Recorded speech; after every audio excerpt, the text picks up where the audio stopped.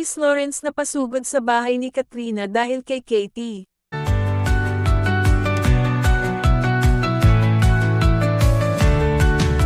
Labis na nag-alala si Katrina Halili para sa kanyang anak na si Katie nang biglang mag-brownout sa kanilang lugar. Dahil sa biglaang pagkawala ng kuryente ay agad niyang chinek kung maayos at ligtas ang kanyang anak.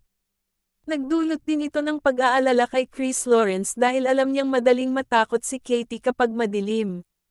Kahit gabi na ay agad umanong nagmadali si Chris papunta sa bahay ni Katrina upang tingnan ang kalagayan ng mag-ina.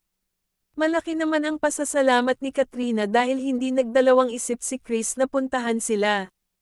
Makikita rin umano ang magandang samahan ng dalawa pagdating sa pag-aalaga sa kanilang anak.